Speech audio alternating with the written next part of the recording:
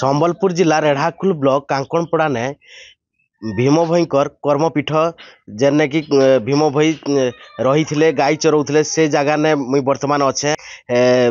ସାଧୁ ସନ୍ଥ ମାନେ ଖାଉଛନ୍ ନୂଆ ଏଇ କାଙ୍କଣପଡ଼ା କର୍ମପୀଠ ନେ ଆସୁନ କଥା ଲାଗମା ମୋ ସାଙ୍ଗରେ କିଛି ସାଧୁ ସନ୍ଥ ଅଛନ୍ ଏଇ ଅଞ୍ଚଳବାସୀ ଅଛନ୍ ଦୂର ଦୂରାନ୍ତରୁ ଯେନ୍ ଆସିଛନ୍ ନବାନ୍ନ ଖାଇବାର୍ ଲାଗି ସେମାନେ ବି ଅଛନ୍ ତାଙ୍କ ସହିତ ଆଲୋଚନା କରମା କାଣା ନୀତି ରୀତି ଥିଲା ଆଉ କେମିତି କରି ସେମାନେ ନୂଆ ଖାଇଛନ୍ ଆସୁନ ତାଙ୍କ ସହିତ ଆଲୋଚନା କରମା।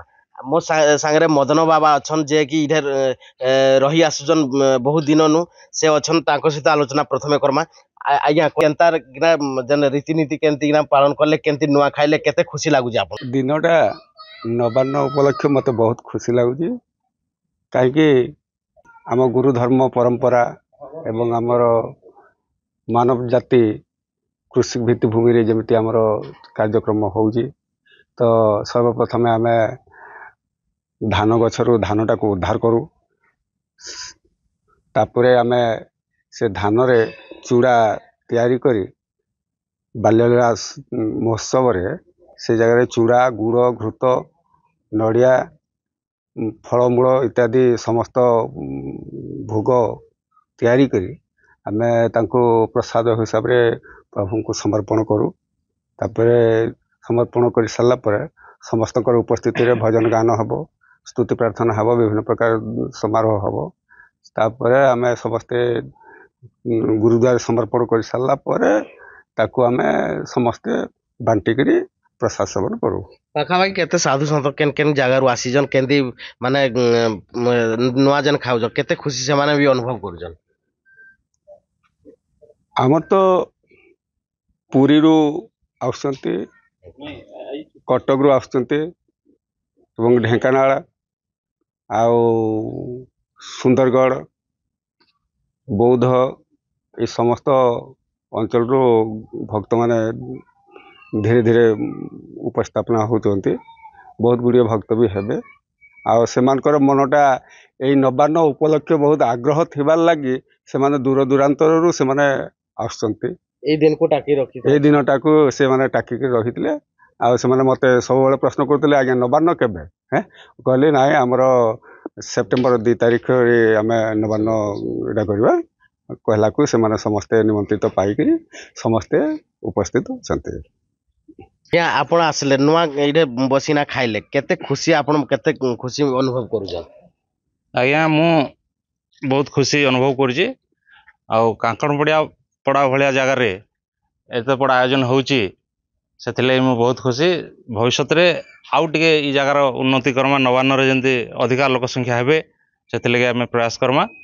ଆଜ୍ଞା ଏଇ ଜାଗା ନେ ଏଇ ଗାଁ ନେ ଭୀମ ଭୋଇ ଖୋଦ ଇଠେ ତାଙ୍କ କାର୍ଯ୍ୟ ଯୋଉ ଛୋଟ ବେଳେ ଏଇଠେ ସବୁ କାମ କରୁଥିଲେ ଗାଈ ଚରାଉଥିଲେ ଏଇ ଅଞ୍ଚଳର ଗାଈ ଚରାଉଥିଲେ କିନ୍ତୁ ଏଇ ପୀଠ ବର୍ତ୍ତମାନ ଆମେ ଦେଖୁଛୁ ଅବହେଳିତ କାଣା ତାକୁ ନେଇକିନା କହିବେ ଆପଣ ଆଜି ନୂଆ ବି ଖାଇଲେ ବି ଗଲା ସାଧୁ ସନ୍ଥ। ନାଇଁ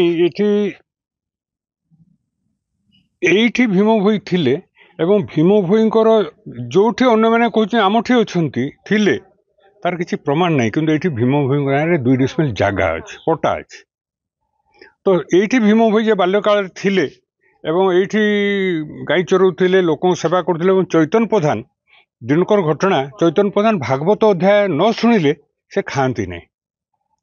ଦିନେ କହିଲେ ଭୀମ ଭୋଇକୁ ଦେଇଦିଅ ଏ ଅନ୍ନଟାକୁ ଖାଇବାକୁ ଦେଇଦିଅ ଆଉ ସେ କହିଲେ ବାବୁ ତମେ ନାଇଁ ଖାଇଲେ ପ୍ରଧାନ ମୁଁ ଖାଇବି ନାହିଁ। ସେ କହିଲେ ତୁ ଜାଣିନି ମୁଁ ଅଧ୍ୟାୟ ଭାଗବତ ନ ଶୁଣିଲେ ଖାଏନି। ସେ କହିଲା ମୁଁ ଯେ ଗଲା କାଲିର ଅଧ୍ୟାୟଟା ଗାଇଦେବି ଖାଇବ ଗାଇଦେବୁ। ତାପରେ ଭୀମ ଭୋଇ ଗଲାକାଲିର ଅଧ୍ୟାୟଟା ଗାଇଦେଲେ ଗାଇଦେଲା ପରେ ସେ କହିଲେ ନାଇଁ ନାଇଁ ଏଠି ଦିବ୍ୟ ଶକ୍ତି ଅଛି। ତାପରେ ତାକୁ ଯେଉଁ କାମ ଦାମ ବରାଦ କରୁଥିଲେ କଲେ ନାହିଁ ଏବଂ ତାଙ୍କୁ ସବୁବେଳେ ତାଙ୍କ ଖାଇବା ପିଇବା ବ୍ୟବସ୍ଥା କଲେ ଏବଂ ତାଙ୍କ ପାଇଁ ଏଇ ଜାଗା ଦେଇଛନ୍ତି। ଏଇଟା ଚୈତନ୍ୟ ପ୍ରଧାନ ଜାଗା ଦେଇଛନ୍ତି ଏଥିପାଇଁ ତାର 2 ଡିସମିଲ୍ ତାଙ୍କ ନାଁରେ ରେକର୍ଡ ବି ଅଛି। ଏଇଠି ୟାକୁ ପୁନର୍ଜୀବିତ କରିବା ପୁନରୁଦ୍ଧାର କରିବା ପାଇଁ ଆମେ ଗୋଟେ ଭୀମ ଭୋଇ ମେମୋରିଆଲ ଟ୍ରଷ୍ଟ ଗଠନ କରିଛୁ ଯେଉଁଥିରେ ମଦନ ବାବା ତାର ମ୍ୟାନେଜିଂ ଟ୍ରଷ୍ଟରେ ଅଛନ୍ତି ମୁଁ ତାର ଉପଦେଷ୍ଟା ଅଛି ଏବଂ ତା ମାଧ୍ୟମରେ ଆମେ କେମିତି ୟାର ବିକାଶ ହେଇପାରିବ ଏସବୁ ହେଇପାରିବ ଆମେ ଚେଷ୍ଟା କରୁଛୁ ଏବଂ ସେଇ ମାଧ୍ୟମରେ ଆଜି ଯେଉଁ ନୂଆଖାଇ ଏଇଟା 3-4 ବର୍ଷ ହେଲାଣି ମୁଁ ଆସୁଛି 3-4 ବର୍ଷ ହେଲାଣି ଏଠି ଭଲ ଭାବରେ ଚାଲୁଛି ଏବଂ ଖାଲି ସାଧୁ ସନ୍ଥ ନୁହେଁ ଏ ଗାଁ ଆଖପାଖର ଲୋକମାନେ ମଧ୍ୟ ସମସ୍ତଙ୍କ ଆସିକିରି ଏଠି ନବାନ୍ନ ଭୋଜନରେ ଭାଗ ନେବେ ସମସ୍ତଙ୍କ ପାଇଁ ଭୋଗ ନେବାର ବ୍ୟବସ୍ଥା କରାଯାଇଛି। ଆଚ୍ଛା ମା କହିବେ ଏଇ ଯେନ୍ ଭୋଗଟା ଯେନ୍ କାଇଁ କାଇଁ ସେଥିରେ ମିଶା ଯାଉଛି ଆଉ କେମିତି ପ୍ରସ୍ତୁତ କରୁଥିଲେ ଆପଣ ତ ସେଟା ଦେଖୁଥିଲେ। ନୂଆ ଚୁଡାରେ କରାହଉଛି, ତାପରେ ଗୁଡ, ନଡିଆ, କଦଳୀ, ସେଉ, ଅଙ୍ଗୁର ଆଉ ସବୁ କରିକିନା ପ୍ରସ୍ତୁତ କରାଯାଉଛି। ବୋଲେ ତାକୁ କେମିତି ମାନେ ଯେନ୍ ପ୍ରସ୍ତୁତ କରାଯାଏ କେତେ ଦିନ ପୂର୍ବରୁ ଏମିତି କିଛି କରାଯାଏ କି ଆଜି ନ ନାଇଁ, ଚୁଡାଟା ଆଗରୁ କରାଯାଏ, ତାପରେ କ୍ଷୀର, ଦହି, ମହି ଆଣିକି ସେଉ, ଅଙ୍ଗୁର ଅଣା ହେଇକି କରାଯାଏ। ତାପରେ କାଣା କରସନ୍ ଏଇଟା ସବୁ ସେଟା ଅଲେଖ ମହିମାଙ୍କୁ ଅର୍ପଣ କରାଯାଏ। ତାକୁ ଅର୍ପଣ କରି ସାରିଲା ପରେ ତାପରେ ଆମେ ସାଧୁ ସନ୍ଥ ମାନେ ସମସ୍ତେ ପ୍ରସାଦ ପାଉ। ଆଜ୍ଞା କହିବେ ଯେନ୍ ଆପଣ ତ ଦୂର ଦୂରାନ୍ତରୁ ଆସିଛନ୍, କେତେ ଖୁସି ଲାଗୁଛି ଏଇ ଯେନ୍ ନୂଆ ଖାଇଲେ ଯେନ୍ ଆଜି କାଣା କହିବେ ତାକୁ ନେଇକି? ଆଜି ଆମେ ଏଠି ଯାହା ଦେଖିଲୁ ତାହା ଆମକୁ ଭାରି ଖୁସି ଲାଗୁଛି ଏବଂ ଏଇଠି ଆମେ ଏହା ପୂର୍ବରୁ ଅନେକ ଥର ଆସିଛୁ, ଅନେକ କାର୍ଯ୍ୟକ୍ରମରେ ଭାଗ ନେଇଛୁ। ଆମେ ଆଜି ଅନୁଗୁଳ ଏବଂ ଢେଙ୍କାନାଳ ଜିଲ୍ଲାର ଭକ୍ତମାନେ ଆସି ଆଜି ଅଭୂତପୂର୍ବ ଆନନ୍ଦ ଉପଲବ୍ଧି କରୁଛୁ ଏବଂ ଯାହା ହେଉ ଏହି ଅନୁଷ୍ଠାନର ଉତ୍ତରୋତ୍ତର ଉନ୍ନତି ପାଇଁ ଆମେ ପ୍ରଭୁଙ୍କ ପାଖରେ କାମନା କରୁଛୁ।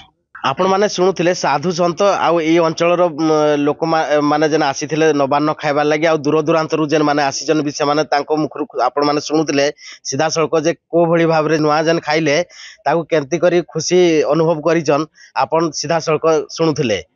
ରେଢ଼ାଖୋଲ କାକଣପଡ଼ାନୁ ଯଶବନ୍ତ ନାରାୟଣ ସାହୁ, କଳିଙ୍ଗ ତିହାର।